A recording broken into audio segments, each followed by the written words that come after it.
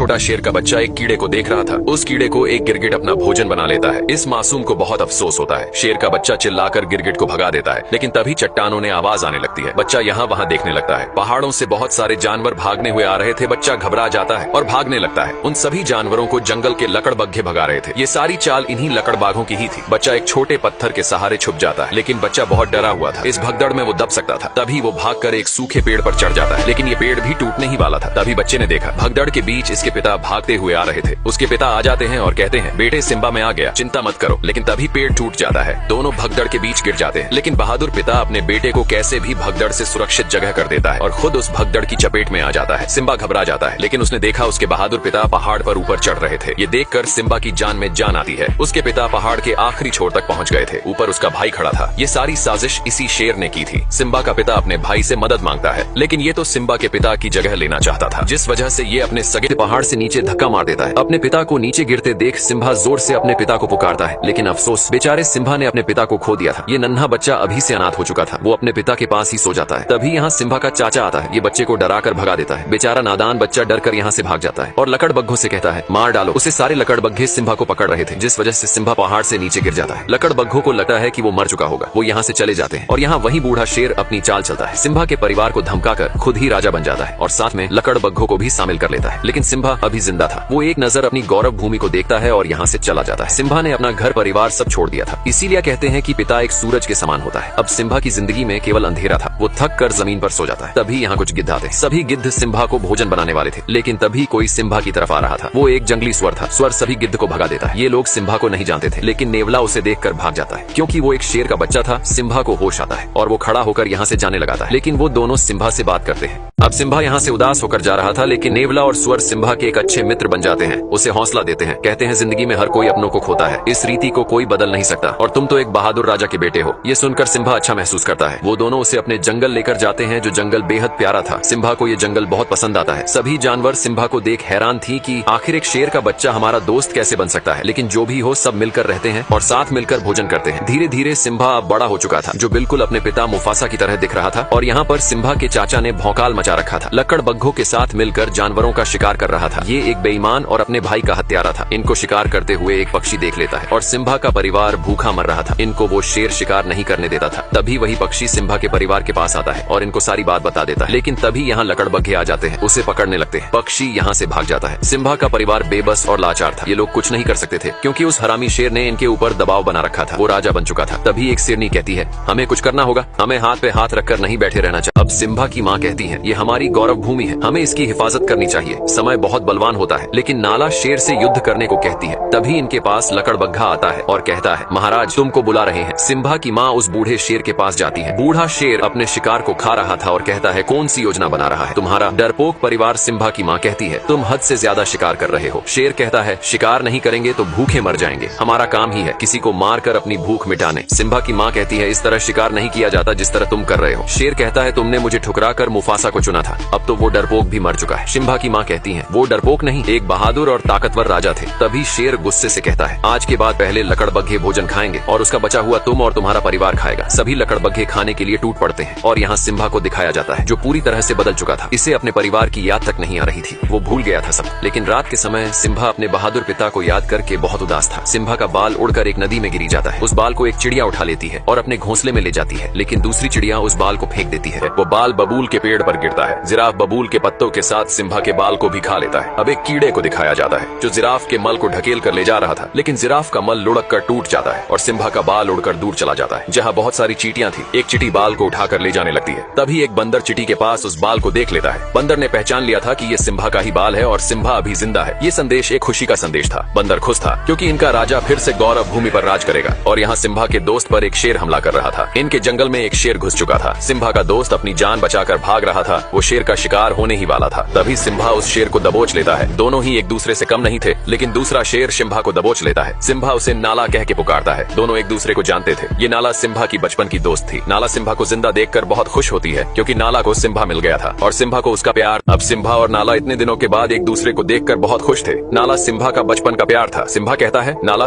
इस जंगल में तुम्हें बहुत अच्छा लगेगा, यहाँ सुकून है। नाला कहती है, सिम्बा तुम्हें अपने घर चलना होगा। उस बूढ़े शेर ने हमारी गौरव भूमि बर्बाद याद कर दी है, तुम हमारे राजा हो, सब तुम्हें देखकर बहुत खुश होंगे। सिम्बा कहता है मुझे कहीं नहीं जाना, मेरा यही घर है, तुम भी यही रुक जाओ, इस जगह तुम्हें बहुत अच्छा लगेगा। सिम्बा नाला को पूरा सुंदर जंगल घुमाता है, दोनों बहुत मस्ती करते हैं। ये जगह नाला को बहुत पसंद आती है क्योंकि इस जंगल में सचमुच सुकून था। दोनों इस पल को जी भर के जीते हैं। तभी नाला कहती है सिम्बा अगर तुम जिंदा थे तो तुम घर क्यों नहीं आए? उस बूढ़े शेर ने पूरी गौरव भूमि तबाह कर दी है, हमें कई दिन भूखे भी सोना पड़ता है। लेकिन सिम्बा कहता है मुझे इससे कोई मतलब नहीं है, अब यही मेरा घर है, मैं इसे छोड़कर नहीं जा सकता। सिम्बा बहुत बदल चुका था, वो भूल चुका था अपने लोगों को। नाला कहती है कैसे शेर हो तुम, तुम्हारे पिता और तुम में जमीन आसमान का फर्क है, तुम एक कायर हो, डरपोक हो। इतना बोलकर नाला यहाँ से चली जाती है। अब सिम्बा रात के समय जंगल में उदास घूम रहा था। तभी वही बंदर सिम्बा के पास आता है और कहता है सिम्बा पहचानो खुद को कि तुम कौन हो। सिम्बा बंदर की बात को अनसुना करके जाने लगता है। तभी बंदर कहता है मैंने मुफासा के बेटे को गोद में खिलाया है। इतना सुनते सिम्बा रुक जाता है और कहता है तुम मेरे पिता को कैसे जानते हो? बंदर कहता है तुम्हारे बहादुर पिता को कौन नहीं जानता, मैं तुम्हें तुम्हारे पिता से मिलवा सकता हूँ। सिम्बा बंदर के पीछे पीछे भाग रहा था। सिम्बा को लग रहा था कि उसके पिता जिंदा है, लेकिन बंदर सिम्बा को एक नदी के पास लाता है और कहता है देखो अपने पिता को। सिम्बा पानी में अपने चेहरे में पिता का चेहरा देखता है। बंदर कहता है तुम्हारे पिता तुम्हारे अंदर है। तभी सिम्बा को आसमान से आवाज आती है, वो इसके पिता थे। वो कहते हैं बेटा सिम्बा तुम एक शेर हो और शुरू से ही शेर जंगल का राजा रहा है। इतनी बातें सुनने के बाद सिम्बा में अपने पिता की ताकत और वो जोश महसूस हो रहा था और निकल पड़ती उस पावन धरती की तरफ जिसने वर्षों पहले छोड़ दिया था। सिम्बा एक गहरी दहाड़ लगाता है, ये ऐलान करने के लिए कि अपने जंगल की रक्षा के लिए सिम्बा तैयार है। ये था सिम्बा का जुनून। सिम्बा के दोस्त उसे जाते हुए देख रहे थे। सिम्बा वर्षों बाद अपनी पावन धरती की तरफ जा रहा था जिसके अंदर साहस और बल दोनों था। सिम्बा नाला के पास पहुंच गया था। दोनों निकल पड़ते हैं अपने घर की तरफ। भले ही इस कहानी में सिम्बा का पिता मुफासा नहीं था, लेकिन मुफासा का बेटा सिम्बा था जो एक नई उम्मीद था। दोनों अपनी गौरव भूमि पहुंच जाते हैं, लेकिन सिम्बा अपनी गौरव भूमि को देखकर बिल्कुल भी खुश नहीं था। उसकी भूमि पूरी तरह से बंजर हो चुकी थी, बहुत सारे जानवर मारे गए थे। नाला कहती है सिम्बा अब क्या करोगे? सिम्बा कहता है अपनी भूमि की रक्षा करूंगा, जो जिम्मेदारी मुझे मेरे पिता ने दी है। नाला कहती है मैं भी इस लड़ाई में तुम्हारे साथ हूँ। तभी वही पक्षी सिम्बा के पास आता है जो ये भी सिम्बा के परिवार का हिस्सा था। ये सिम्बा का तहे दिल से स्वागत करता है और कहता है महाराज वो दिन फिर से लौट आए हैं और सिम्बा के दोस्त भी इस लड़ाई में साथ खड़े रहने वाले थे। सिम्बा उनको वापस अपने जंगल लौटने को बोलता है, लेकिन वो दोनों कहते हैं हम जब तक जिंदा है तब तक तुम्हारे साथ रहेंगे। इस युद्ध में सब सिम्बा के साथ खड़े थे। सिम्बा सभी को अपने साथ लेकर जाता है। आगे कुछ लकड़बग्घे, लेकिन सामने कुछ लकड़बग्घे भोजन कर रहे थे। सिम्बा लकड़बग्घों का ध्यान भटकाने के लिए अपने दोस्तों से कहता है। नेवला और सुअर उनका ध्यान भटका रहे थे। सभी लकड़बग्घे उन दोनों को पकड़ने लगते हैं। सिम्बा नाला के साथ दूसरे रास्ते निकल पड़ता है। वही बंदर सब कुछ देख रहा था। वो समय आ गया था। बंदर अपना हथियार निकालता है जिसने वर्षों पहले मुफासा के मरने के बाद हथियार को छोड़ दिया था। बंदर भी इस लड़ाई में सिम्बा के साथ था और यहाँ बूढ़ा शेर सिम्बा की माँ को अपनी रानी बनाने की जिद कर रहा था और कहता है इस पूरे जंगल में मुझसे ज्यादा ताकतवर कोई जानवर नहीं है। सिम्बा की माँ कहती है ताकतवर राजा वही होता है जिसमें प्रजा की और अपने राज्य की फिक्र होती है। ये कहता है मैं मुफासा से ज्यादा ताकतवर हूँ। सिम्बा की माँ कहती है तुम मुफासा के आगे एक भीगी बिल्ली हो। तभी वो शेर गुस्से से सिम्बा की माँ पर हमला करने लगता है। इस शेर की नीयत खराब थी। जिसकी नीयत ही खराब हो वो अपनी प्रजा की रक्षा कभी नहीं कर सकता है। तभी दहाड़ता हुआ सिम्बा यहाँ आता है। बूढ़ा शेर देखकर डर गया था। इसे लग रहा था कि वो मुफासा है। तभी सिम्बा कहता है दूर रहो मेरी माँ से। सिम्बा की माँ वर्षों बाद सिम्बा को देखकर बहुत खुश होती है। जो दिया वर्षों पहले बुझ गया था वो फिर एक नई रोशनी लेकर आया था। बूढ़ा शेर कहता है भतीजे तुझे जिंदा देखकर बहुत खुशी हुई। सिम्बा कहता है कोई एक वजह बताओ चाचा की तुम्हें जिंदा छोड़ दूं। बूढ़ा शेर कहता है ये मत भूलो तुम जंगल के राजा के सामने खड़े हो। तभी नाला कहती है अब से हमारा राजा सिम्बा है, उसके लिए हमें भले ही युद्ध ही क्यों न करना पड़े। सिम्बा का परिवार भी युद्ध के लिए तैयार था। सिम्बा कहता है हार मान लो चाचा। बूढ़ा शेर कहता है मैं नहीं चाहता कि मेरे हाथ हो, तुम सब मारे जाओ। तुम सब मेरा परिवार हो और क्या तुम सबको पता है तुम्हारे इस सिम्बा ने क्या किया है भतीजे? तुमने इनको बताया नहीं कि तुम अपने पिता मुफासा के हत्यारे हो। अपना गुनाह कबूल करो और बताओ सबको कि तुम्हारी वजह से हमारे महान राजा मारे गए। सिम्बा का पूरा परिवार सिम्बा को देख रहा था। तभी सिम्बा कहता है हाँ मेरी वजह से मारे गए थे मेरे पिता। तभी बूढ़ा शेर कहता है आखिर कर लिया कबूल, हत्यारा है ये अपने पिता का, इसी की वजह से आज महाराज हमारे बीच नहीं रहे। ये क्या राजा बनेगा जिसने अपने पिता को ही निगल लिया। अब बूढ़ा शेर सिम्बा की बातों को दबाते हुए उसे पीछे लेकर जा रहा था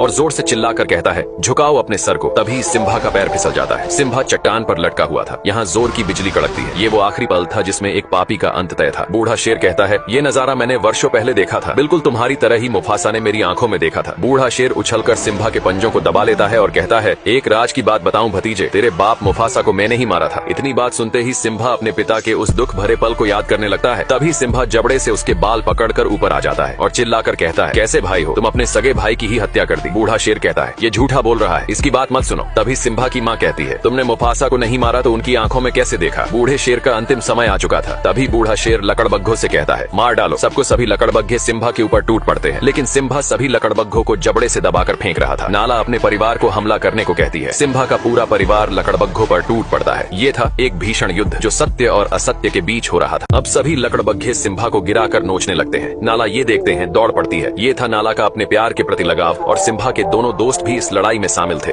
इनको लकड़बग्घे चारों तरफ से घेर लेते हैं। जंगली स्वर हमेशा से लकड़बग्घों से डरता रहा है, लेकिन आज स्वर ने कमाल कर दिया था। स्वर दौड़ा दौड़ा कर सभी लकड़बग्घों मार रहा था। अब नाला का सामना लकड़बग्घों की सरदार से होता है। दोनों एक दूसरे के सामने थे, लेकिन नाला अब बड़ी हो चुकी थी। वो लकड़बग्घों की सरदार से भिड़ जाती है और वो बूढ़ा बंदर भी उस हथियार को मैदान में लेकर उतर जाता है। सभी लकड़बग्घों की नानी याद दिला रहा था। सिम्बा का परिवार और उसके दोस्त अपनी गौरव भूमि की रक्षा के लिए लड़ रहे थे। नाला भी लकड़बग्घों की सरदार को मार गिराती है। शुरू से ही सत्य की हमेशा जीत होती आई है। आज भी सत्य की ही जीत होने वाली थी। बूढ़े शेर का अंतिम समय आ चुका था, भर चुका था। इसके पाप का घड़ा सभी लकड़बग्घे मैदान छोड़कर भाग रहे थे। सिम्बा ने देखा बूढ़ा शेर भी यहाँ से भाग रहा था। सिम्बा अपने चाचा का पीछा करता है। बूढ़ा शेर चाह के भी खुद को बचा नहीं सकता था। अब बूढ़े शेर की अंतिम घड़ी आ चुकी थी। आखिर एक न एक दिन पाप का घड़ा भर ही जाता है। बूढ़ा शेर कहता है ये सब लकड़बग्घों की चाल थी। लकड़बग्घे बूढ़े शेर की बात सुन लेते हैं। बूढ़ा शेर सिम्बा से एक जिंदगी मांग रहा था। सिम्बा कहता है पाप की कोई माफी नहीं होती। बूढ़ा शेर कहता है सिम्बा तुम अपने सगे चाचा को मारोगे। सिम्बा कहता है चाचा मैं तुम्हारी तरह बिल्कुल भी नहीं हूँ। बूढ़ा शेर ये सुनकर बहुत खुश होता है और कहता है बताइए महाराज मुझे क्या करना होगा। सिम्बा कहता है भाग जाओ इस पवित्र धरती से, दोबारा फिर कभी लौटा कर मत आना। बूढ़ा शेर यहाँ से जाने लगता है और तभी धोखे से सिम्बा पर हमला कर देता है। एक पापी को कितने भी नेकी के रास्ते ही क्यों न दिखाए जाए, वो फिर भी पाप के रास्ते पर ही चलता है। बूढ़ा शेर चट्टान ने नीचे गिर जाता है। सिम्बा को भी अपने चाचा के मरने का दुख था, लेकिन बूढ़ा शेर अभी जिंदा था। शायद इसकी मौत सिम्बा के हाथों नहीं बल्कि लकड़बग्घों के हाथों लिखी थी। बूढ़े शेर को सभी लकड़बग्घे घेर लेते हैं। बूढ़ा शेर कहता है मेरे साथियों हम फिर से एक नया साम्राज्य खड़ा करेंगे। लकड़बग्घे कहते हैं तू एक बिन पैनी का लौटा है, हमने तेरा हमेशा साथ दिया और तूने हमें ही गलत ठहराया। बूढ़ा शेर कहता है मैंने सिम्बा से झूठ बोला था। तभी एक लकड़बग्घा कहता है स्कार तूने अपना जिंदगी में कभी सच बोला ही नहीं। लकड़बग्घों की आंखें खुल चुकी थी।